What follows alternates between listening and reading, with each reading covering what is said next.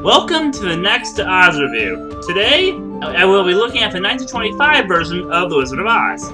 As you can probably guess from the title, year, and even looking at the film, this is a silent adaptation of The Wizard of Oz, much like the 1910 version I reviewed previously.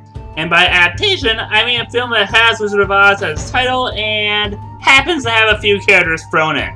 The movie begins as an old man is reading The Wizard of Oz to his young granddaughter, Dorothy. Yes, this adaptation actually has the original book in it. Too bad they don't even try to follow it though. Seriously. The 1939 version stuck closer to the book than this thing, and that wasn't a faithful adaptation either.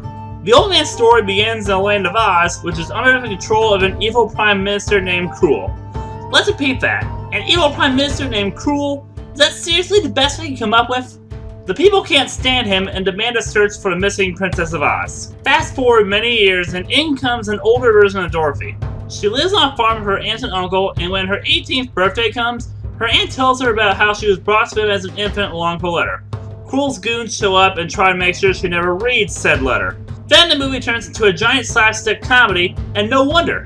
The movie is directed by Larry Semon, who was a comedian, and he is also one of the farmhands. Once you get to this point in the movie, you figure out quickly that this is just a giant comedy, especially when you look at one of the farmhands. If you look at one of them in particular, you might notice that he looks familiar. That's because he is none other than Oliver Hardy of Laurel and Hardy fame. It seems that Larry Semon was one of the few people who worked with both of them separately before they became a comedy team. Hardy's character is in love with Dorothy, and the farm's evil visitors try to use this to their advantage, saying that if she finds the letter, they'll never be together. Now, it seems like I'm jumping all over the place. Don't worry. It's just whatever this movie calls a plot between comedy sketches.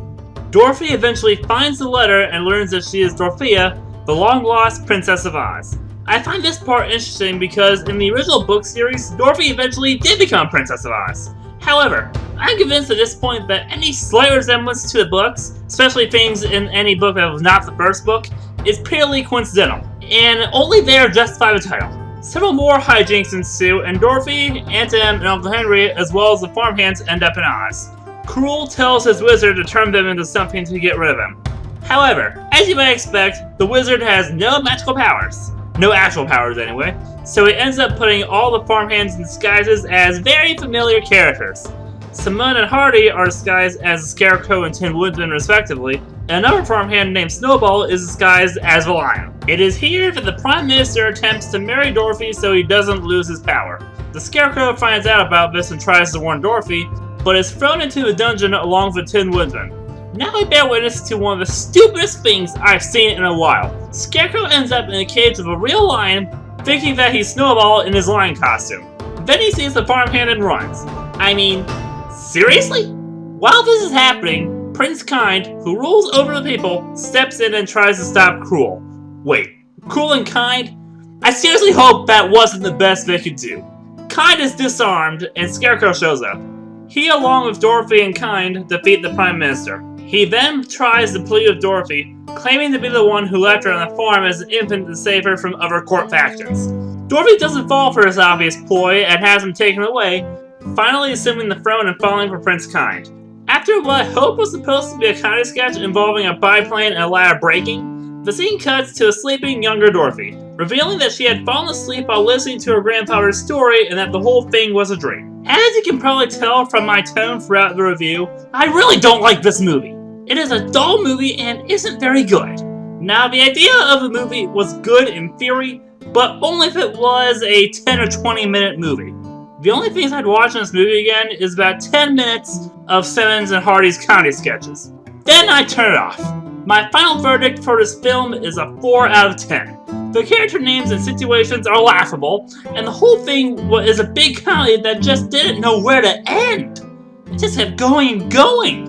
One last thing of interest is how much of an influence this movie appears to have had on the 1939 version. Both have farmhands who end up as the characters that Dorothy meets in Oz, and in both, the whole thing is revealed to be a dream at the end.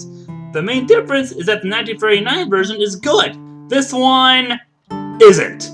I wish I could say I was done with bad adaptations of The Wizard of Oz, but I have 3 more I'll be reviewing in the coming months. 2 from the 70s and 1 from the mid-2000s.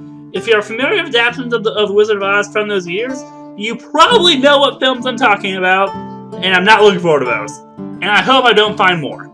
If you want to see this movie for whatever reason, maybe out of morbid curiosity or see a few minutes of the comedy sketches, I will include a link in the description to it since it's public domain. If you want a good public domain movie that also came out in 1925, I'll also include a link to Phantom of the Opera or search them on YouTube. Either one is fine.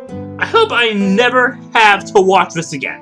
The 1925 Wizard of Oz, it is. I fully intend to watch Phantom of the Opera again. Great! You survived all the way to the end. I sure hope you enjoyed this video. If you did, feel free to like and click that subscribe button in the corner to stay up to date with the latest videos. You can also follow me on Facebook and Twitter to stay up to date with the latest on videos and other projects. While you're at it, here are some other videos you might enjoy. Until next time.